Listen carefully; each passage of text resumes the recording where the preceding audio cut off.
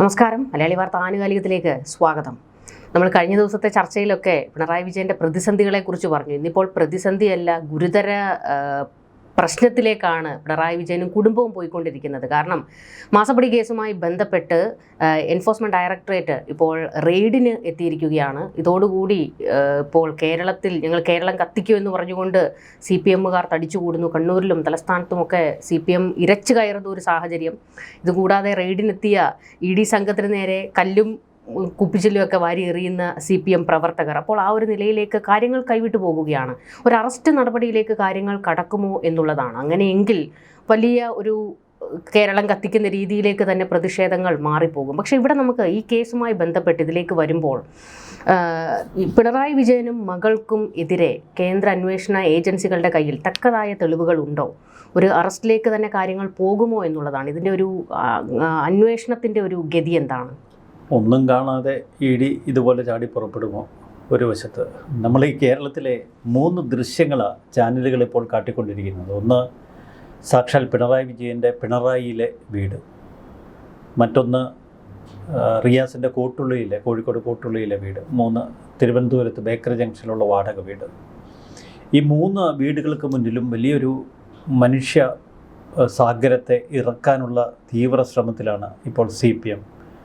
ജനങ്ങളെ കൊണ്ട് ഈ 3 കേന്ദ്രങ്ങൾ നിറയ്ക്കും എന്നാണ് ഭീഷണി മുഴക്കിയിരിക്കുന്നത്. ED ഉദ്യോഗസ്ഥർ ഇപ്പോൾ ഇത്രയേറെ മണിക്കൂറുകൾ കഴിഞ്ഞിട്ടും ഈ 3 വീടുകളിലുമുണ്ട്. ഡൽഹിയിലൊരു അഭിഭാഷകൻ, സുഭാഷ് ചന്ദ്രൻ എന്ന് പറഞ്ഞൊരു അഭിഭാഷകൻ പറഞ്ഞിരിക്കുന്നത്, ഇവിടുത്തെ സർക്കാർ കേസൊക്കെ വാദിക്കുന്ന ഒരു അഭിഭാഷകനായിരുന്നു. അദ്ദേഹം പറഞ്ഞിരിക്കുന്നത് പിണറായിക്ക് നമുക്ക് വേറെ വീട് വാങ്ങിക്കൊടുക്കാം എന്നാണ്. ED-യെ നിങ്ങൾ തീർത്തോ എന്നാണ് പറഞ്ഞിരിക്കുന്നത്. തീർത്തോ എന്നല്ല, ED ഇനി പുറത്തേക്ക് ഇറങ്ങേണ്ടതില്ല എന്നുള്ള അർത്ഥത്തിലാണ് ഫേസ്ബുക്ക് പോസ്റ്റ്. അത്ര വലിയ ആക്രോശം. ഇതൊക്കെ കേട്ട് തിരുവനന്തപുരത്ത് ബേക്കറി ജംഗ്ഷനിൽ നമ്മുടെ റിപ്പോർട്ടർമാർ പറയുന്നത് ചില വിചിത്ര കാഴ്ചകൾ കണ്ടെന്നാണ്. അവിടെ ഇന്നലെ ഈ തലസ്ഥാനത്ത് വലിയ ഭീകരാന്തരീക്ഷം സൃഷ്ടിച്ച SFIയുടെ പിള്ളേർ അവിടെ പാഞ്ഞെത്തി. അവർ ചെരുപ്പുകളും കുപ്പിച്ചില്ലുകളും കല്ലുകളുമൊക്കെ ഈ CRPF-ൻ്റെ നേർക്ക് വലിച്ചെറിഞ്ഞു. അവർക്ക് കലിപൊട്ടി, തോക്കെടുത്തു. ഇതോടെ മുതിർന്ന നേതാക്കൾ പറഞ്ഞു മണ്ടത്തരം കാട്ടരുത്. കാരണം ഒന്നാമത് മറ്റ് ഭാഷ, ഇതൊക്കെ ഹിന്ദിക്കാരാണ്, ഏത് ഭാഷയിൽ പറഞ്ഞ് മനസ്സിലാക്കും. അവരുടെ വല്ല നെറ്റി പൊട്ടിയാൽ തോക്കെടുത്ത് വെടിവെക്കും. കാര്യങ്ങൾ നിയന്ത്രണ വിധേയമാക്കാൻ പിന്നെ ഈ CPM നേതാക്കൾക്കൊന്നും കഴിയില്ല. മുന്നിൽ പോയി നമ്മുടെ ശിവൻകുട്ടിയും ജോയിയും ഒക്കെ ഇരിക്കുക. പണ്ട് നിയമസഭയിൽ തൂക്കിയെടുത്തുകൊണ്ട് പോയല്ലോ നമ്മുടെ ശിവൻകുട്ടിയൊക്കെ കൊണ്ടുപോകേണ്ടി വരും. വല്ലാത്ത അവസ്ഥയിലാണ്. ഇതിൽ ഒരു ഇരട്ട നീതി സോഷ്യൽ മീഡിയ ആരോപിക്കുന്നുണ്ട്. മുമ്പ് കോടിയേരി ബാലകൃഷ്ണൻ്റെ മകൻ ബിനീഷ് കോടിയേരിക്കെതിരെയും ബിനോയ് കോടിയേരിക്കെതിരെയും ഉണ്ട്. ബിനീഷിനെതിരെ കേന്ദ്ര അന്വേഷണ ഏജൻസികളുടെ ഒരു അന്വേഷണത്തിൻ്റെ ഭാഗമായി അവരെ അറസ്റ്റ് ചെയ്തു, അവരുടെ വീട് റെയ്ഡ് ചെയ്തു. ആ ഘട്ടത്തിലൊന്നും പിണറായി വിജയൻ കേരളത്തിൻ്റെ മുഖ്യമന്ത്രി ആയിരുന്നിട്ട് പോലും ചെറുവിരൽ അനക്കിയില്ല. പാർട്ടി സെക്രട്ടറിക്കെതിരെ ഒരു കേന്ദ്ര അന്വേഷണ ഏജൻസി നീങ്ങിയിട്ട് അന്ന് ഒരു തരത്തിലും പ്രതിരോധിക്കാതെ കേന്ദ്ര അന്വേഷണ ഏജൻസികൾക്ക് സുതാര്യമായ അന്വേഷണം നടത്താം എന്ന് പറഞ്ഞ പാർട്ടി മുൻ മുഖ്യമന്ത്രിയുടെ മകളാണ് വീണ വിജയൻ. ഇവിടെ ഈ കേസിലെ മുഖ്യപ്രതി വീണ വിജയനാണ്. വീണ വിജയൻ കൈക്കൂലി വാങ്ങി, മാസപ്പടി വാങ്ങി എന്ന് പറയുന്ന ഒരു കേസിൽ എന്തിനാണ് പാർട്ടിയെ ഇങ്ങനെ കുത്തിയിളക്കി തെരുവിലേക്ക് വിടുന്നത്? ഇത് പാർട്ടി അണികൾ തന്നെ ചോദിക്കുന്നു. മറുവശത്ത് മകൾ തെറ്റ് ചെയ്തതിന് എന്തിനാണ് അച്ഛനെ അറസ്റ്റ് ചെയ്യുന്നത് എന്നാണ് MV ഗോവിന്ദൻ ചോദിച്ചിരിക്കുന്നത്. മകൾ തെറ്റ് ചെയ്തെങ്കിൽ മകൾക്കെതിരെ നീങ്ങണം എന്ന് പറയാനുള്ള ആർജവും ഗോവിന്ദനില്ല. ഇപ്പോഴിതാ CPM പറയുന്നത് ED വെറുതെ പോകില്ലെന്ന്. ED കേരളത്തിൽ നിന്ന് വെറുതെ പോകില്ല, CPM ആരാണെന്ന് കാണിച്ചു തരാം, കേരളം ആകെ കത്തിക്കും എന്നൊക്കെ ഉള്ള മുദ്രാവാക്യങ്ങൾ എല്ലായിടത്തും കാണാം.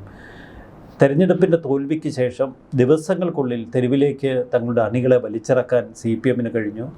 മറുവശത്ത് പിണറായി നേരിടുന്നത് സമാനതകളില്ലാത്തൊരു മാനസിക സമ്മർദ്ദം. തൻ്റെ കൺമുന്നിൽ വെച്ച് മകൾ വീണ വിജയനെ ED സംഘം ചോദ്യം ചെയ്യുന്നു.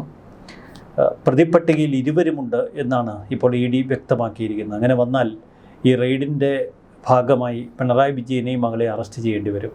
മുമ്പും നമ്മൾ ഇത്തരം റെയ്ഡുകളിൽ ഇങ്ങനെയുള്ള നീക്കങ്ങൾ കണ്ടതാണ്. അതല്ലെങ്കിൽ തൊട്ടടുത്ത ദിവസം അറസ്റ്റ് ചെയ്യും. ഇന്ന് ഈ ജനകീയ പ്രതിഷേധമൊക്കെ കണക്കിലെടുത്ത് അറസ്റ്റ് അടുത്ത ദിവസത്തേക്ക് മാറ്റുമോ എന്ന് മാത്രമേ അറിയാനുള്ളൂ. 2 തലത്തിലാണ് ED അന്വേഷണം നടത്തുക. ഒന്ന്, കൊച്ചി ഓഫീസിൽ വെച്ച് അവർക്ക് ചോദ്യം ചെയ്യാൻ കഴിയും. കൂടുതൽ കടുത്ത നടപടികളുടെ ഭാഗമായി ഡൽഹിയിലേക്ക് ED ആസ്ഥാനത്തേക്ക് ഇവരെ കൊണ്ടുപോകാൻ കഴിയും. അങ്ങനെ വന്നാൽ റിമാൻഡിലാക്കുന്നത് തീഹാർ ജയിലിലാവും.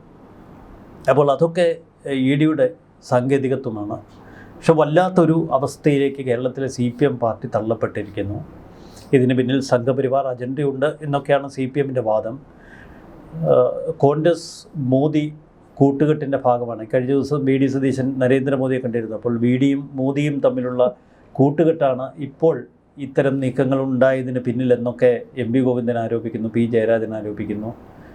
ഹൈക്കോടതി ഇന്നലെ CMRൻ്റെ ഹർജി പരിഗണിച്ചിരുന്നു.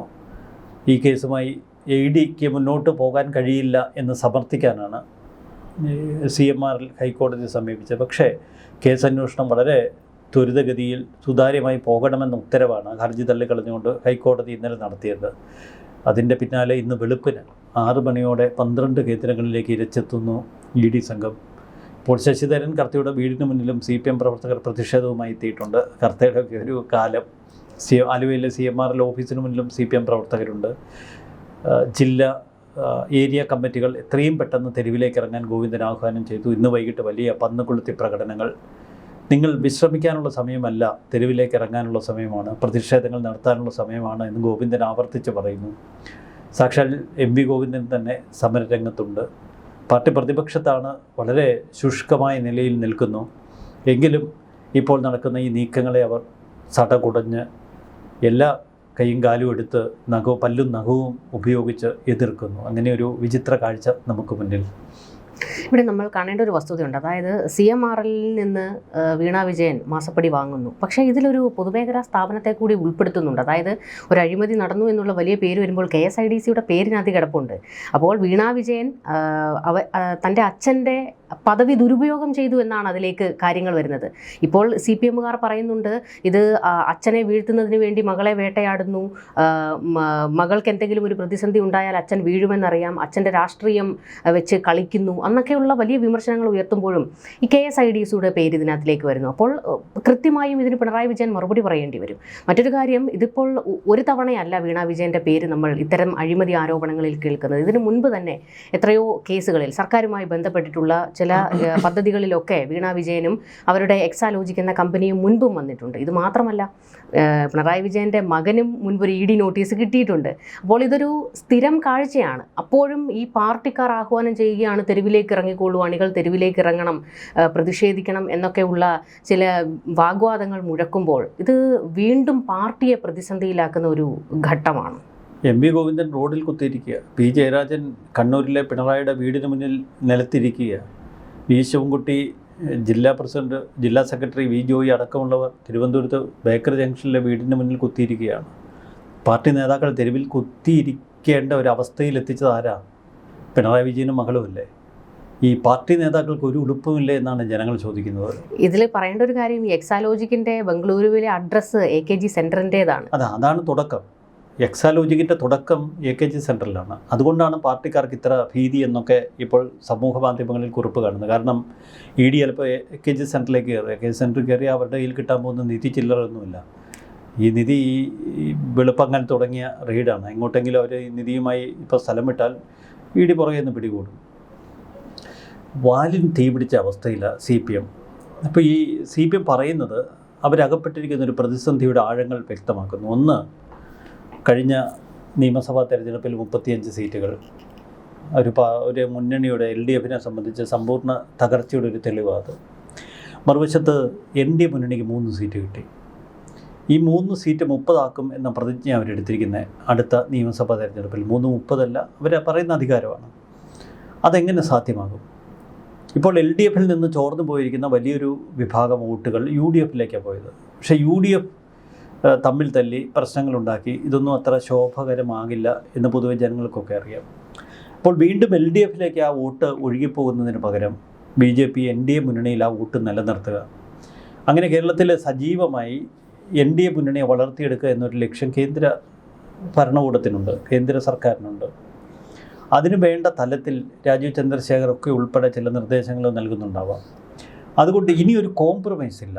നാളിതുവരെ NDA BJP കരുതിയിരുന്നത് കേരളത്തിൽ UDF മുന്നണി ക്ഷയിക്കുമെന്നും ആ വോട്ടുകൾ നേരെ NDAയിലേക്ക് ചെല്ലുമെന്ന്. പക്ഷേ ഇപ്പോൾ ഒരു സംഭവ വികാസം കേരളത്തിലുള്ളത് UDF മുന്നണിയിലേക്ക് N ബ്ലോക്കായി ക്രിസ്ത്യൻ മുസ്ലിം വോട്ടുകൾ കേന്ദ്രീകരിച്ച് കഴിഞ്ഞ നിയമസഭാ തെരഞ്ഞെടുപ്പിൽ. ഇനി UDF മുന്നണിയിൽ ചില പ്രശ്നങ്ങളുണ്ടാവുന്നത് മുസ്ലിം ലീഗുമായി ബന്ധപ്പെട്ടായിരിക്കുമെന്നാണ് NDAയുടെ വിലയിരുത്തൽ. അപ്പോൾ മുസ്ലിം ലീഗുമായി ബന്ധപ്പെട്ട് ചില പ്രശ്നങ്ങളുണ്ടാകുമ്പോൾ ഭൂരിപക്ഷമുള്ള ഹിന്ദു മതവിഭാഗങ്ങൾ ശക്തരാകും.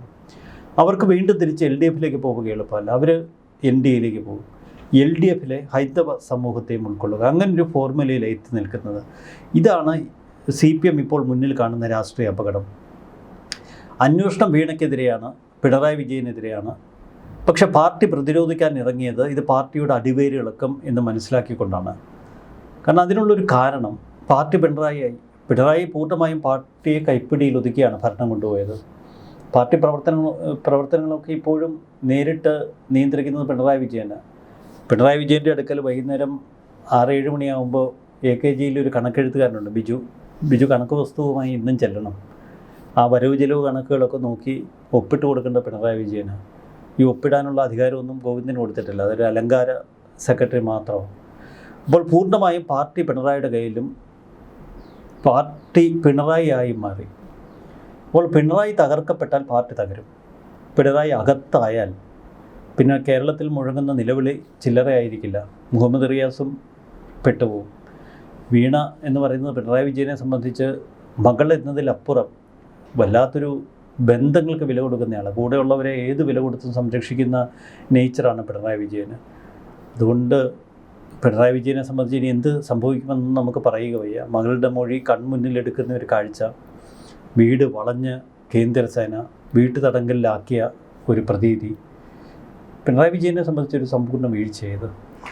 ഇതിപ്പോൾ കൃത്യമായ ഒരു സംഘപരിവാർ അജണ്ടയാണ് എന്നുള്ള തലത്തിലേക്ക് മാറുന്നുണ്ട്. കാരണം ഇത്ര നാളും ED വലിയ അനക്കമൊന്നും ഇല്ലാതിരുന്നിട്ട് പെട്ടെന്നൊരു ദിവസം വരുന്നു. അതിപ്പോൾ ഹൈക്കോടതിയുടെ ഒരു ഇടപെടൽ ഉണ്ടായത് കൊണ്ടാണ് എന്ന് നമുക്ക് പറയാമെങ്കിലും ഇതിനു മുൻപ് ED പലപ്പോഴും വന്നിട്ടുള്ളത് ഈ തെരഞ്ഞെടുപ്പുകൾ അടുക്കുന്ന സമയത്ത് ED വലിയ ഒരു ഓളമുണ്ടാക്കി കേരളത്തിലേക്ക് വരുന്നതും ഒക്കെ ആ ഒരു കാഴ്ചയാണ്. പക്ഷേ പിണറായി വിജയൻ അധികാരത്തിലിരുന്ന ആ ഒരു 10 വർഷം എന്തുകൊണ്ട് പിണറായിക്കെതിരെ ഒരു നടപടി കേന്ദ്ര സർക്കാർ സ്വീകരിച്ചില്ല എന്നുള്ള ഒരു ചോദ്യമുണ്ട്. അങ്ങനെ വരുമ്പോൾ ഇത് മോദിയുടെ കൃത്യമായ രാഷ്ട്രീയ അജണ്ട തന്നെയാണ്. അത് ഈ കേസിൻ്റെ നാൾ വഴി പൂർണ്ണമായിട്ട് മനസ്സിലാക്കാത്തത് കൊണ്ടാണ് ഇത്തരമൊരു കമൻറ്റ് നടത്തുന്നത്. 2016 ആദ്യമായി ആദായ നികുതി വകുപ്പിൻ്റെ ഒരു പരാമർശം ഇത് സംബന്ധിച്ചുണ്ടാകുന്നത്.